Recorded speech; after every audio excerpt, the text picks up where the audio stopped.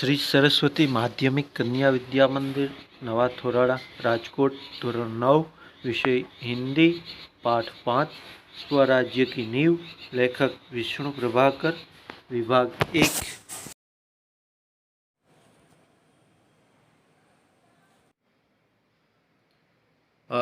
विद्यार्थी बहनों आज आपणे धोरण 9 में हिंदी विषय में पाठ 5 के जेमनु नाम है स्वराज्य की नींव।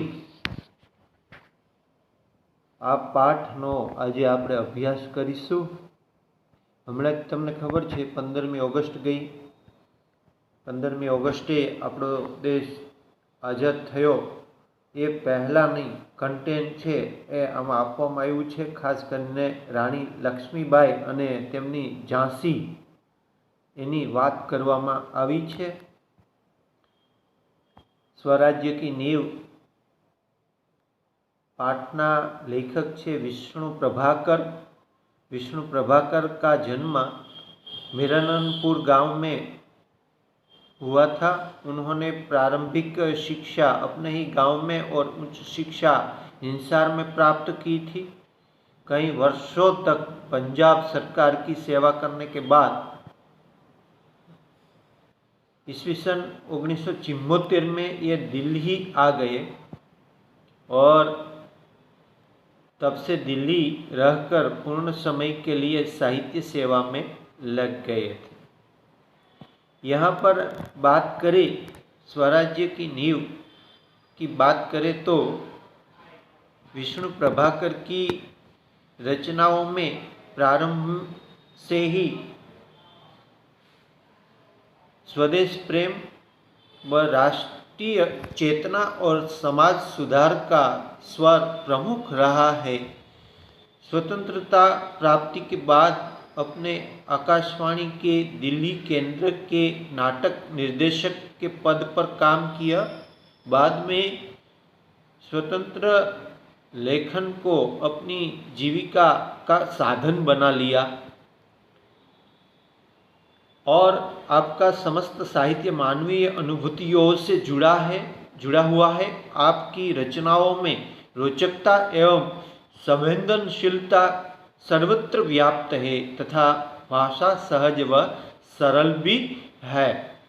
प्रस्तुत एकांकी है और प्रस्तुत एकांकी में स्वराज्य की नींव में प्रथम स्वतंत्रता संग्राम 1857 में लक्ष्मीबाई के त्याग और संघर्ष का वर्णन किया है। स्वराज्य की नींव रखने में स्त्रियों की भी महत्वपूर्ण भूमिका रही है। प्रस्तुत एकांकी के पात्र स्वराज्य की नींव के पत्थर हैं, जिनके त्याग तपस्या व बलिदान के द्वारा भले ही स्वराज्य प्राप्त नहीं हुआ, लेकिन वे स्वराज्य की नींव का पत्थर बनकर जनमानस में देश प्रेम व नवजागरण की भावना जगाने में अपनी सार्थकता समझते हैं। इस पाठ की बात करें तो इस पाठ में पात्र आते हैं लक्ष्मीबाई, रानी लक्ष्मीबाई, जूही मुंदर और उसकी सहेलियां हैं रघुनाथ राव, तात्या जो सेनापति है और सेना नायक है। रंगमंच पर युद्धभूमि का दृश्य अंकित किया गया है। कैंप कहीं पास ही लगा हुआ है। कैंप कहीं पास ही लगा हुआ है। महारानी लक्ष्मीबाई के तंबू का एक भाग दिखाई देता है। पर्दा उठने पर महारानी लक्ष्मीबाई अपनी सखी जूही के साथ उत्तेजित अवस्था में मंच पर प्रवेश करती है। दोनों लाल कुर्ती के सैनिकों की वेशभूषा में है और लक्ष्मीबाई बोलती है, मेरे देखते देखते क्या से क्या हो गया जूही। झांसी, कालपी, ग्वालियर कहाँ गई, परंतु मंजिल है कि पास आकर भी हर बार दूर चली जाती है। स्वराज्य को आते हुए देखती हूँ, परंतु दूसरे ही क्षण मार्ग में हिमालय अट जाता है। हिमालय अट जाना એટલે કે स्वराज्य प्राप्त होने वाला ही है और बाद में ही होते होते मार्ग में कोई हिमालय अट जाता है, मीन्स बड़ी मुश्किल आ जाती है। अट जाना, रुकावट बनना, किसी बात को मनाने की जीत करना। हाँ, स्वराज्य को आते हुए देखती हूँ, परंतु दूसरे ही क्षण मार्ग में हिमालय अट जाता है, कोई न कोई मुश्किली आ जाती है। उसे पास करती हूँ तो महासागर की डरावनी लहर की थप्पड़ मारने लगती है। एक मुश्किल पार करती हूँ तो दूसरी मुश्किल आ जाती है और स्वराज्य नहीं मिलता, स्वतंत्रता नहीं मिलती। उनसे जुड़ती हूँ तो नाविक सो जाते हैं। नाविक को सो जाना है, उसका मतलब है कि मेरा सेनापति हो, मेरा सैनिक हो के बेदरकार हो जाते हैं, इसीलिए स्वराज्य मिलने में दिक्कतें होती हैं। देखो जूही, उधर क्षितिज पर देखो, किसी लपलपाती हुई लपेटें उठ रही हैं। सारा आकाश धूम घटाओं से छाया हुआ है। प्रलय की भूमिका है, लेकिन राव साहब है कि रक्तमंडल की छाया में ऐशो आराम में मशगूल है। आवेश में आते आते सहसा मौन हो जाती है। जूही कुछ कहने के लिए मुंह खुलती है, लेकिन रानी फिर बोल उठती है। जूही जूही, मैंने प्रतिज्ञा की थी कि मैं अपनी झांसी नहीं दूंगी, लेकिन झांसी हाथ से निकल गई। जूही सहसा तीव्र होकर, सहसा એટલે एकाएक, नहीं नहीं, झांसी हाथ से नहीं निकली। मैं अपनी झांसी नहीं दूंगी। मैं अकेली हूँ, लेकिन उससे क्या, मैं अकेली हूँ, झांसी लेकर रहूँगा। मैं अंग्रेजों को मैं अपनी झांसी नहीं दूंगी। मैं अकेली हो तो क्या हो गया, लेकिन मैं अंग्रेजों के साथ लड़ूंगी और मैं झांसी नहीं दूंगी। सेनापतियों छे सो रहे हैं। एक तरफ क्या हुआ तो कि सेना ने चढ़ाई कर ली है।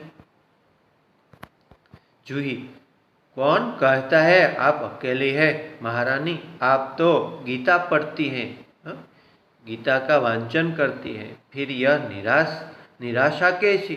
लक्ष्मीबाई, मैं निराश नहीं हूँ। मैं जानती हूँ कि मैं झांसी लेकर रहूंगी, लेकिन क्या तुम नहीं जानती कि उस दिन बाबा गंगादास ने मुझे कहा था, क्या कहा था?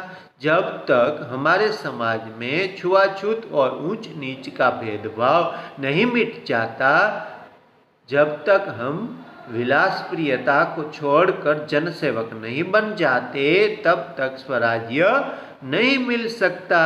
वह मिल सकता है केवल सेवा, तपस्या और बलिदान से ही मिल सकता है।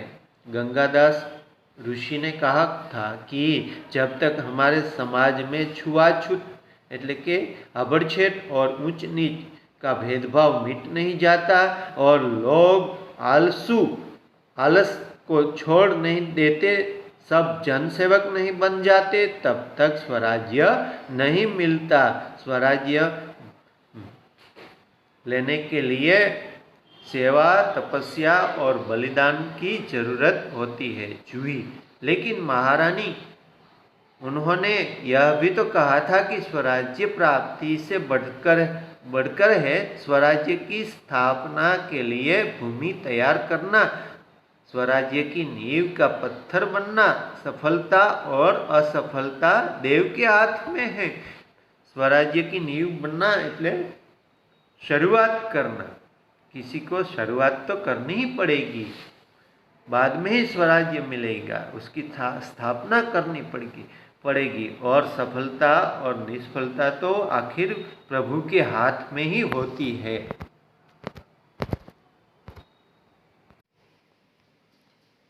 और वह कहते हैं कि सफलता और निष्फलता तो ईश्वर के हाथ में है, लेकिन नींव के पत्थर बनने से हमें कौन रोक सकता है? हम हमारे अधिकार, वह हमारा अधिकार भी है। शुरुआत करने से हमको कौन रोक सकता है? ऐसा जूही छे ए लक्ष्मीबाई ने कहे छे।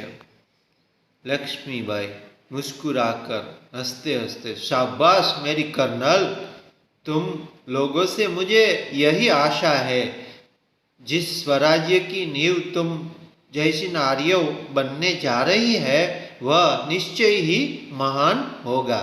तारा जेवी स्त्रीओ आ स्वराज्यनी शरूआत, स्वराज्य मेळवવાની જે શરૂઆત કરી રહી છે તે ખરેખર महान बनશે, તે देश खरेखर महान बनશે। मुझे इस बात की चिंता नहीं है कि वह मेरे जीवन काल में आता है या नहीं आता, लेकिन मुझे इस बात का दुख अवश्य है कि हमारे पास शक्ति है फिर भी हम दुर्बल हैं। हमारे पास तात्या जैसे सेनापति है फिर भी हमारी सेना में अनुशासन नहीं है।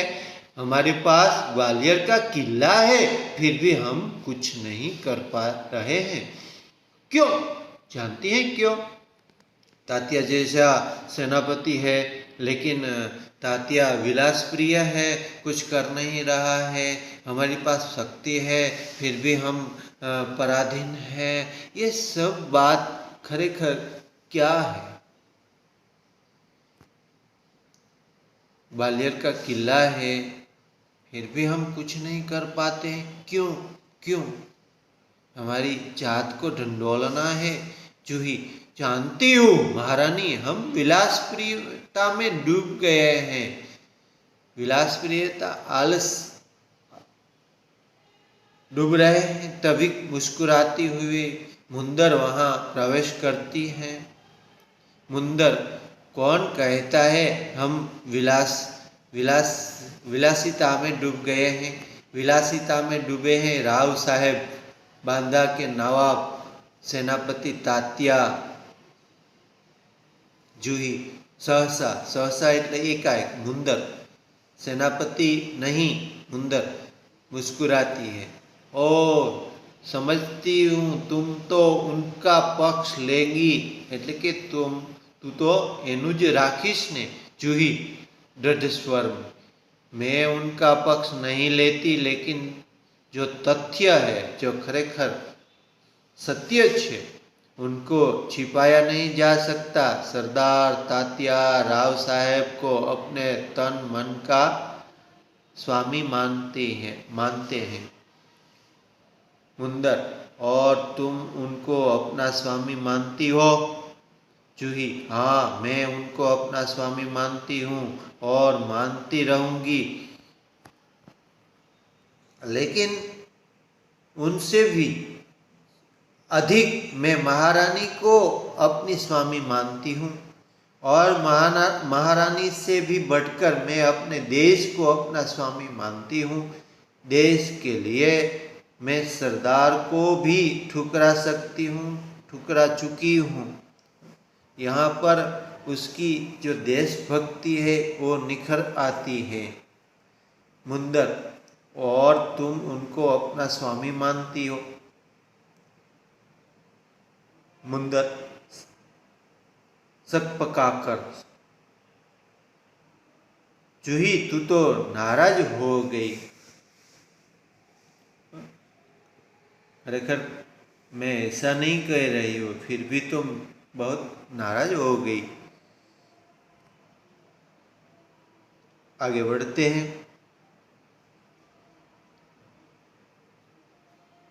मेरा यह मतलब नहीं था, मैं तो केवल इतना ही कहना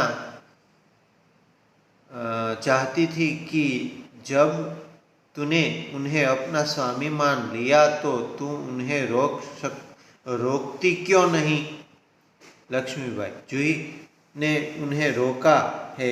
मुंदर, मानती हूँ, जब राव साहेब के कहने पर तात्या इसे नाचने के लिए बुलाने को आए थे तो उन्होंने उनको बुरी तरह से दुत्कार दिया, अनादर कर दिया, ना कह दी। जूही, हाँ रानी, मैं स्वराज्य के लिए नाच सकती हूँ,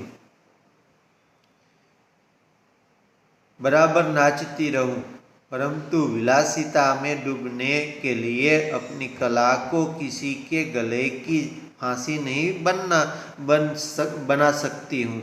जो मुझको ऐसा करने के लिए कहते हैं उनको मैं ठोकर ही मार सकती हूँ। लक्ष्मीबाई दीर्घ निश्वास लेकर, दीर्घ लांबो निश्वासो नाखीने, ठोकर ही तो नहीं मार सकती जूही, यही दर्द तो हमें कचोट रहा है, कचोट ठीक है, कष्ट देता है।